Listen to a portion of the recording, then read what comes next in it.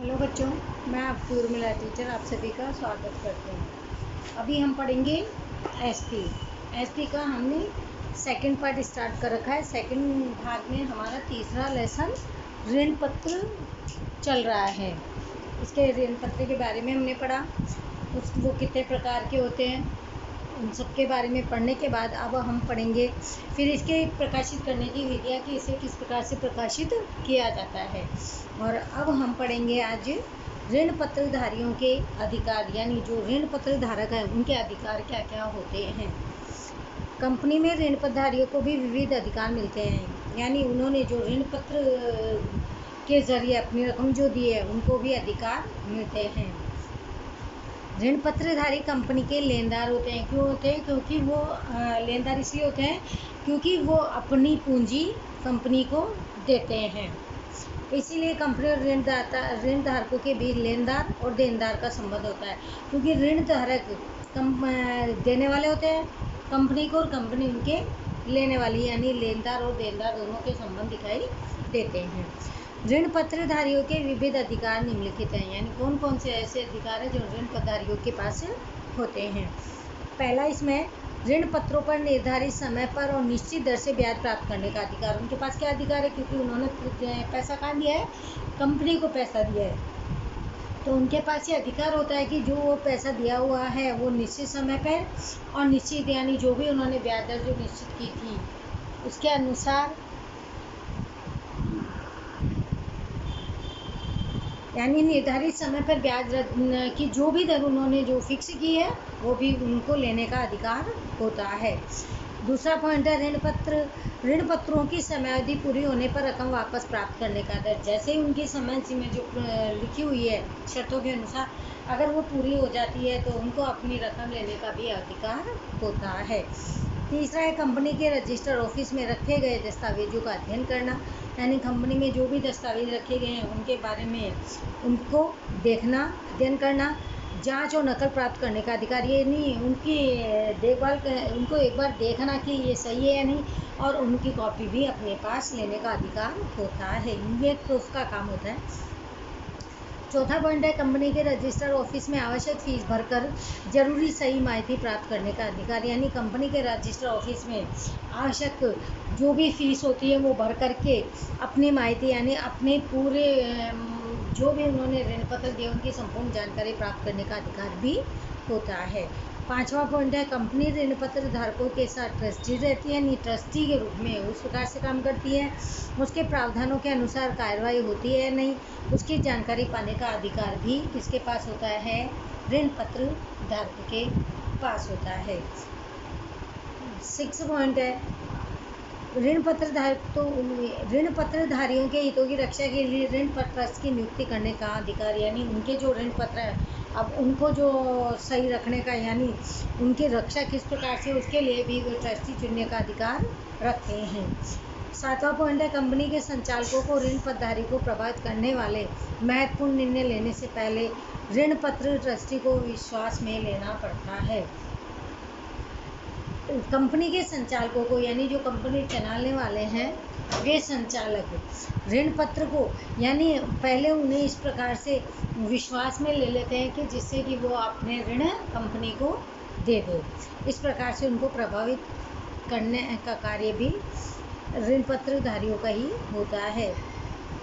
जो कंपनी में पैसा लगाएंगे उनके लिए कंपनी ने जो संपत्ति गिरवी रखी है उसकी ट्रस्टी ने की गई व्यवस्था के अनुसार सुरक्षा बनी रही है देखने का अधिकार भी ऋण पत्रधारियों का होता है। 9वां पॉइंट है जमानत के रूप में रखी संपत्ति ट्रस्टी के प्रावधानों का यदि भंग करे, शर्तों का पालन न करे, ऐसे स्वयं में कानूनी कार्रवाई करने का भी अधिकार है, यानी जो अपनी उन्होंने चीज़ रखी है, पैसा लगाया है, उसके बारे में भी अगर वो सही नहीं है, जो कानूनी रूप से उसका पालन नहीं किया जा रहा है, उन्हें बंद कर रहा है, तो ऐसे में वो कानूनी कार्रवाई कर सकते हैं।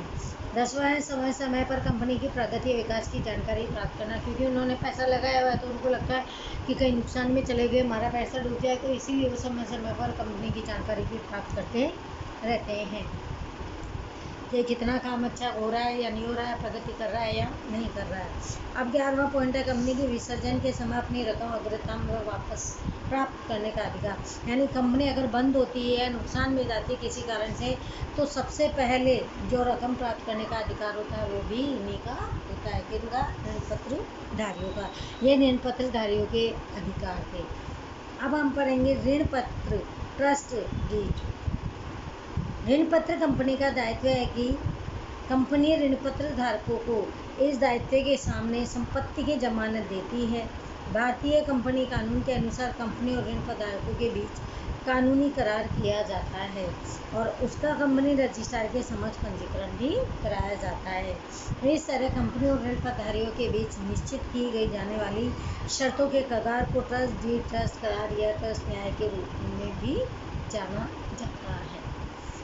कंपनी के ऋण पदारी अलग अलग स्थानों पर असंगठित रूप से बिखरे हुए होते हैं, यानी इकट्ठे एक साथ नहीं होते, लेकिन अगर अलग अलग स्थानों पर काफ़ी सारे लोग होते हैं। इन संयोगों में उनके हितों की रक्षा के लिए ट्रस्ट डीड के प्रावधान के अनुसार उनके प्रतिनिधि के रूप में कई प्रतिष्ठित व्यक्ति ट्रस्टी के रूप में नियुक्त किए जाते हैं, जो ऋण धारकों के विशाल समूह का प्रतिनिधित्व करते हैं। ये लोग क्यों होते हैं इतने इकट्ठे असंगठित में? क्योंकि वो जो ऋण पत्रधारी हैं उनके विशाल समूह को यानी बड़े रूप में इकट्ठे प्रतिनिधित्व करने का काम करते हैं। ऋण पत्र ऋण पत्र धारकों का विश्वास संपादन करके तटस्थ रूप से उनके हितों की रक्षा करने के लिए भी कार्य करते हैं। कंपनी में स्थिर या स्थिर भार की परिस्थिति उत्पन्न हो तब ट्रस्ट डीड के प्रावधानों के अनुसार ही कार्रवाई की जाती है। ट्रस्ट डीड का कंपनी रजिस्टर के समय पंजीयन होने के बाद यदि उसमें कोई परिवर्तन करना हो तो ऋण पत्रधारियों की सामान्य सभा बुलाकर उनकी सहमति प्राप्त करने के बाद ही बदलाव किया जा सकता है।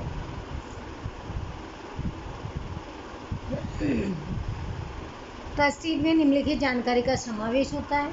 कंपनी कानून के अनुसार ऋण पत्र फॉर्म 12 के अनुसार तैयार करना पड़ता है, जो निम्न है। सबसे पहले उसके अंदर उस फॉर्म में क्या लिखा होता है? पहला है कंपनी की प्राथमिक यानी कंपनी की उसमें संपूर्ण जानकारी लिखी हुई होती है। दूसरा है ऋण पत्र निर्गमन की जानकारी, यानी ऋण पत्र जो किस किस के द्वारा निकाले गए हैं, निर्गमन किए गए हैं। तीसरा है जमानत गिरवी रखी संपत्ति का वर्णन, यानी जो भी चीज़ें संपत्ति यानी जो भी चीज़ें गिरवी रखी गई है उन सब की जानकारी यानी पूरा विवरण लेखा जोखा। चौथा है ऋण पर ट्रस्टियों की नियुक्ति संबंधी विवरण, यानी ऋण पर ट्रस्टी यानी कौन कौन से ट्रस्टी की नियुक्ति किस प्रकार से की गई उन संबंधी विवरण जानकारी लिखना। 6 पॉइंट है। 5th पॉइंट है जिम्मेदारी निभाने में गलती कसूर की घटना, यानी जो अपनी जिम्मेदारी में कोई गलती हो गई या कसूर है तो उसकी भी घटना बताई जाती है। 6 पॉइंट है कंपनी को बंधन करता है शर्तें प्रावधान, कंपनी को इन सब चीज़ों की करता के कंपनी है तो उसको इन सब चीज़ों में बंद करके ही जो शर्तें हैं वो लागू करनी पड़ती है और मानना भी पड़ता है। 7वां है अन्य विवरण। ट्रस्ट डीड की शर्तों में परिवर्तन किया हो तो उसका विवरण लिखना है। ट्रस्ट डीड की स्टैम्प ड्यूटी चुकाने की जिम्मेदारी कंपनी की है, ना कि ऋण पत्रधारियों की। ऋण पत्र परिवर्तन की विधि, ये तो थे उसके अधिकार, फिर थे ऋण पत्र ट्रस्ट डीड। अब है ऋण पत्र बदलने की विधि। रजिस्टर ऋण पत्र के परिवर्तन में इसके लिए निर्धारित किया फॉर्म करना और आवश्यक विवरण भरना होता है। 2nd पॉइंट है ऋण पत्र विक्रेता और क्रेता दोनों पक्षकारों के नाम, यानी जो खरीद रहा है वो और जो बेच रहा है वो, उन दोनों के नाम पता यानी एड्रेस कहाँ रहते हैं, ऋण पत्र की जानकारी, प्रमाण पत्र का नंबर यानी कौन सा प्रमाण पत्र है, क्रम ऋण पत्र की संख्या यानी कितनी संख्या के क्रम में दिए गए हैं, और ऋण पत्र की कीमत की जानकारी भी दर्शाई जाती है। दोनों पक्षकारों को उसमें सही करनी पड़ती है, सही मीन्स साइन करने पड़ते हैं। 3रा पॉइंट है ऋण पत्र विक्रेता ने स्वयं ऐच्छिक रूप से ऋण पत्र बेचे यानी अपनी इच्छा से ऋण पत्र बेचे हैं यह बताकर दूसरी साइन भी करनी पड़ती है, यानी जोर ज़बरदस्ती से लेने वाला काम नहीं होता। 4था है ऋण पत्र प्रमाण पत्र परिवर्तन फॉर्म कंपनी के रजिस्टर ऑफिस में प्रस्तुत किया जाता है। ये सब जो साइन वगैरह जो किया होता है वो सब परिवर्तन फॉर्म जो बदला हुआ होता है, प्रमाण पत्र और परिवर्तन फॉर्म, उस पर रजिस्टर ऑफिस को दिया जाता है। 5वां पॉइंट है company register. Company secretary form की जानकारी प्रमाण पत्र की जांच करके नमूने की सही की तुलना भी करता है। अब उसका कंपनी का काम क्या होता है, कंपनी सेक्रेटरी का, यानी जो भी वो फॉर्म भरे गए हैं उसकी जानकारी उसको सही देखना करना, प्रमाण पत्र इन सब की जांच करके और सही लगता है वो फिर उसकी तुलना की जाती है, साइन की भी तुलना, यानी सही है या नहीं है। 6 पॉइंट है प्रवर्तमान कानून के अनुसार आवश्यक स्टैम्प ड्यूटी भरी हुई है या नहीं, उसकी जांच करके परिवर्तन रजिस्टर में टिप्पणी भी की जाती है। 7वां पॉइंट है कंपनी संचालक मंडल की सभा में ऋण पत्र परिवर्तनों की स्वीकृति संबंधी चर्चा करके परिवर्तन की स्वीकृति संबंधी प्रस्ताव पारित किया जाता है। 8वां पॉइंट है संचालक मंडल के ठहराव के आधार पर सेक्रेटरी ऋण पत्र प्रमाण पत्र में क्रेता का नाम दाखिल करता है अथवा नहीं, नया ऋण पत्र प्रमाण पत्र तैयार करके ऋण क्रेता को भेज देता है। अब है अंश और ऋण पत्र के बीच का अंतर, यानी अंश क्या होते हैं और ऋण पत्र क्या होते हैं। सबसे पहले अर्थ, अंश किसे कहते हैं। संयुक्त स्टॉक कंपनी अपनी मालिकी की पूंजी को जो मिलकर के जो कंपनी चलाई जाती है, यानी संयुक्त वाली, साथ में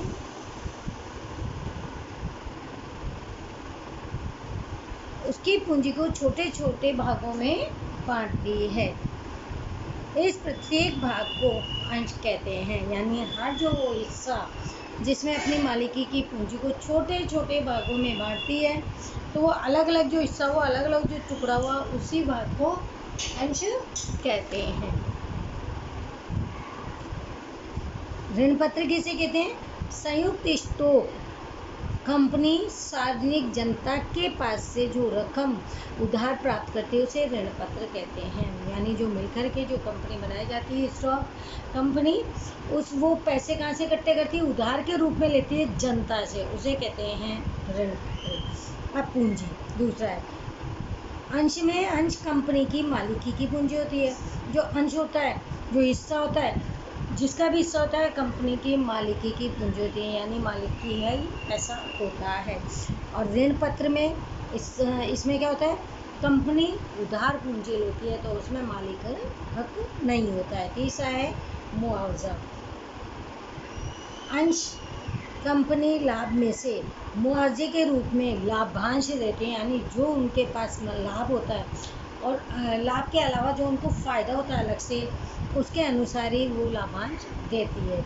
जबकि ऋण पत्र में क्या है, कंपनी ऋण पत्र पर मुआवजे के रूप में ब्याज देती है, लाभांश नहीं देती, वो ब्याज देती है। अब है चौथा पॉइंट, मुआवजे की दर।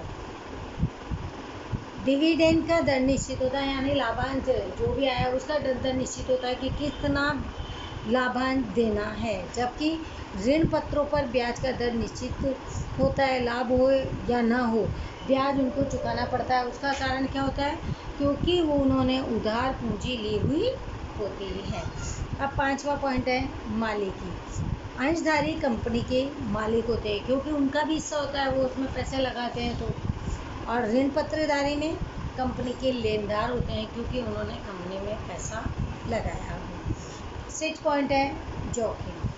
अंश में जोखिम की मात्रा अधिक देखने को मिलती है, क्योंकि कभी भी कंपनी में कुछ भी हो जाता है तो जो हिस्सा लगाता है उसको भी नुकसान भुगतने का सामना करना पड़ता है। लेकिन ऋण पत्र में क्या होता है, ऋण पत्र में जोखिम की मात्रा कम देखने को मिलती है, क्योंकि अगर ऋण पत्रधारी जो अपना पैसा उन्होंने लगाया है, तो अगर कंपनी कभी नुकसान में जाती है, मान लीजिए या बंद हो जाती है किसी कारण से, तो सबसे पहले कंपनी का कुछ भी पैसा, यानी कंपनी को बेचना हो या कुछ भी करना हो, सिबॉल लगाने जो भी है, तो सबसे पहले जो कंपनी में जो पैसा आएगा ना, वो उसकी लेने वाला सबसे पहले होता है ऋण पत्रधारक। तो उसमें जोखिम का कोई सामना नहीं, क्योंकि उनको तो पैसे मिल ही जाएंगे।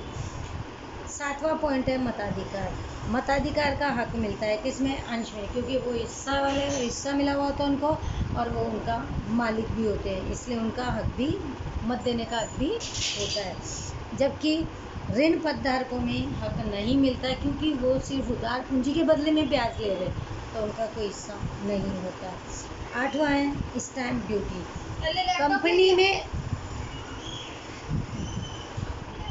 कंपनी में अंश परिवर्तन पर कम स्टैम्प ड्यूटी भरनी पड़ती है, जबकि ऋण पत्र के परिवर्तन में स्टैम्प ड्यूटी, अगर ऋण पत्र को बदलाव करना पड़ता है, परिवर्तन करना पड़ता है, तो उसमें स्टैम्प ड्यूटी भी भरनी पड़ती है, यानी टैक्स भी चुकाना पड़ता है। रकम वापस प्राप्त करना। कंपनी जब अंशधारक में कंपनी जब तक कानूनी रूप से अस्तित्व में है, यानी जब तक वो चल रही है, लाभ दे रही है, तब तक अंश की रकम वापस नहीं की जा सकती, क्योंकि वो तो चल रही है ना, बंद होगी तब बात अलग है, अभी वो चल रही है। लेकिन कंपनी के विसर्जन के समय, यानी जब बंद हो जाती है, उस समय सबके अंत में पूंजी वापस प्राप्त करने का अधिकार अंशधारक का होता है, क्योंकि पहले वो देनदारों को देते रहेंगे और बाद में वो खुद का हिस्सा लेते हैं। फिर है ऋण पत्रों के प्रकार के अनुसार कंपनी रकम वापस कर सकती है। कंपनी के विसर्जन के समय रकम वापस प्राप्त करने का सबसे पहला जो अधिकार होता है वो होता है ऋण पत्र धारकों का। 10वां पॉइंट है संपत्ति पर भार। संपत्ति पर किसी भी प्रकार का भार खड़ा नहीं किया जा सकता है, जबकि ऋण पत्रधारियों में क्या है कि जो संपत्ति होती है उसी पर कंपनी चलती है, तो उसका भार भी खड़ा किया जा सकता है। 11वां पॉइंट है पूंजी में से भुगतान। अंश जो कंपनी की पूंजी में से ही अंशों पर लाभांश नहीं चुकाया जा सकता है। उसके लिए क्या होता है कि अलग से जो लाभ प्राप्त होता है, मुआवजा मिलता है, उसमें से डिविडेंड चुकाया जाता है। ऋण पत्रों पर ब्याज प्रावधानों के अनुसार पूंजी में से ही चुकाया जाएगा, क्योंकि वो उधार लिए हुए हैं तो उनको तो पैसा चुकाना आवश्यक है। 12वां पॉइंट है नियंत्रण। अंशधारी कंपनी के प्रबंध पर नियंत्रण रखते हैं, यानी क्योंकि अंशधारी भी मालिक होते हैं तो उनको अधिकार होता है कि कंपनी पर कुछ भी काम अगर गलत होता है तो वो उस पर नियंत्रण रखने का अधिकार रखते हैं। जबकि ऋण पत्र धारक क्या करते हैं, ऋण पत्र धारक कंपनी के प्रबंध पर नियंत्रण नहीं रखते, क्योंकि उनका अधिकार ही नहीं होता उस कंपनी पे, लेकिन उनके हित की रक्षा के लिए ऋण पत्र ट्रस्टी की नियुक्ति करते हैं। क्योंकि वो क्यों करते हैं, क्योंकि उनके खुद के ऋण पत्र होते हैं, तो उनको अपने ऋण पत्रों के हित के लिए, यानी फ़ायदे के लिए, खुद के फ़ायदे के लिए, उनकी रक्षा के लिए क्या करते हैं, ऋण पत्र ट्रस्टी की नियुक्ति करते हैं, जिससे कि वो उनका ध्यान वगैरह रख सके। 13वां पॉइंट है कंपनी विसर्जन की मांग। अंशधारी कंपनी विसर्जन की मांग नहीं कर सकते हैं, कारण कि उनका हिस्सा लगा हुआ है, तो वो कैसे कह सकते हैं कि वो कंपनी को बंद कर दो। जबकि ऋण पत्रधारक कंपनी विसर्जन की मांग कर सकते हैं, कारण कि अगर उनके पास कंपनी सही आगे की ओर विकास नहीं कर रही है, उनके पैसा नहीं आ रहा है, तो वो लास्ट में यही कहेंगे कि इस कंपनी को बंद कर दो और हमारे पैसे हमें वापस कर दो, इसीलिए वो कंपनी विसर्जन की मांग कर सकती है। तो अभी हमने पढ़ा ऋण पत्र चैप्टर पूरा हो गया। इसी के साथ आपका एसपी का दोनों साइड का फर्स्ट भाग और सेकंड भाग जो हमारे सेमेस्टर 1 में आने वाला है, यानी कि 2 नवंबर से जो आपके एग्ज़ाम हो उसमें जो आने वाला है, उसके सभी चैप्टर आज एसपी में भी कंप्लीट हो गए, आज हमारे इको में भी हो गए और इसमें भी हो गए। अब इसमें आपको कौन कौन से क्वेश्चन करके लाने हैं वो आप नोट डाउन कर लो। फर्स्ट वाला, ये ब्लूप्रिंट का है इसलिए फर्स्ट वाला, सेकंड, ये सारे करने हैं, फर्स्ट वाला, सेकंड वाला और थर्ड वाला। इसमें एक भी क्वेश्चन छोड़ने का नहीं है, सबको सारे ही करने हैं। जो नहीं आ रहा है वो आप हमसे कॉल करके भी पूछ सकते हो।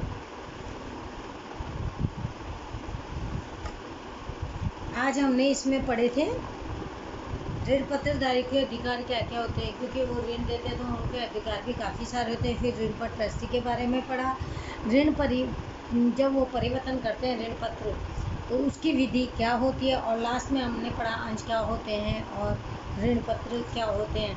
शॉर्ट में अगर बोलना चाहे तो ऋण पत्र वो होते हैं जो व्यक्ति अपना कंपनी में कुछ हिस्सा यानी टुकड़ों में जो अलग अलग व्यक्ति हिस्सा लगाते हैं वो उनके अंश होते हैं। उनको उनका मालिकी अधिकार भी होता है, मत देने का भी अधिकार होता है, लेकिन उनके पास क्या लाभांश निश्चित लाभांश भी निश्चित होता है। और अगर इसमें कंपनी को वो मन से कंपनी को बंद करने विसर्जन करने के लिए नहीं बोल सकते हैं। और अगर मान लीजिए कंपनी विसर्जन हो जाती है तो उनको सबसे पहले नहीं, सबसे आखिरी में उनको पैसे लेने का अधिकार होता है। ये तो था हमारा अंश। और ऋण पत्र क्या होता है? ऋण पत्र लोगों यानी समाज लोगों आम जनता के द्वारा जो लिया गया पैसा होता है वो ऋण पत्र कहलाता है। ऋण पत्र के बदले में ब्याज और निश्चित समय पर दिया जाता है। इसमें ऋण पत्रधारी लेनदार होता है, इसमें उनको मत देने का अधिकार भी नहीं होता है। और उनको स्टैम्प ड्यूटी भरनी पड़ती है जब परिवर्तन करवाते समय। विसर्जन करते हैं जब कंपनी का विसर्जन होता है किन्हीं कारणों से, तो सबसे पहले जो पूंजी लेने का अधिकार होता है वो ऋण पत्रधारियों का ही होता है। और इन ऋण पत्रधारियों की संपत्ति पे ही कंपनी खड़ी होती है। और इनके अनुसार ऋण पत्रधारियों के प्रबंध में क्या होता है कि यह अपने जो इनके ऋण पत्र होते हैं उनकी रक्षा के लिए ये ट्रस्टी की नियुक्ति भी कर सकते हैं। और अगर नुकसान होता है, कंपनी में फ़ायदा नहीं हो रहा है, तो वो कंपनी को बंद करने की मांग भी कर सकते हैं। और आज इस लेक्चर के साथ ही हमारा ये S7 का कोर्स भी कंप्लीट हो गया है। आपको ये क्वेश्चन आंसर करना है वो कर लीजिए। थैंक यू एवरीवन, बाय बच्चों।